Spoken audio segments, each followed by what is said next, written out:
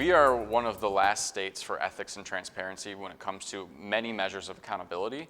We often rank as the number 50 state. We are in the last place for any ethics and accountability laws that we currently have on the books. We need to make sure that we're opening up the doors of government so that people can understand what we're doing here in Lansing and how their tax dollars are being used. So my bill would require that state contracts that we enter into with vendors, that it would be on the database, and we have the database that also shows how many jobs were created, as well as how much those individuals would make. And so oftentimes we have these contracts that are promised, X amount of jobs that are created for the state of Michigan, but they don't always deliver because we can't always see the numbers. So with this bill, we would actually see the numbers of jobs that are created.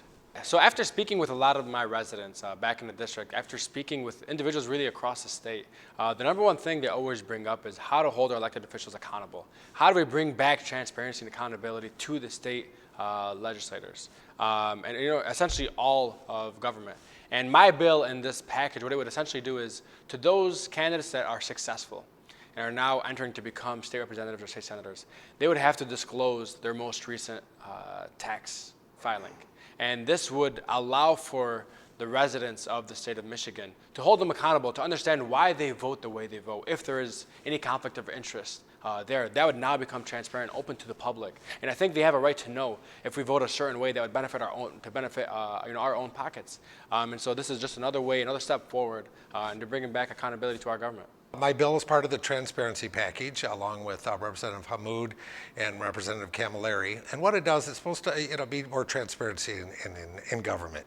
What my bill does, it prohibits state legislators from requiring political donations to their boss's campaign or for any other political campaign. I know as a former staffer for many, many years, thank God I worked for good ones, we were never coerced or were never forced, to make political donations or do things beyond our regular duties in the legislature. And I think what prompted this was, as you know, a few years back, we had two representatives, Gamrad and Corser, who their staff claimed that they were forced to do political stuff on state time, which I think is totally wrong. No boss should ever do that. I mean, our employees, if they want to choose to be politically involved, they have that right, just like any other resident. But to be forced and coerced into doing that, I think is wrong. And I think this bill will correct that by prohibiting legislators from mandating that their employees either give politically through contributions or politically, doing campaign stuff. So I think this is part of that transparency, which is long overdue.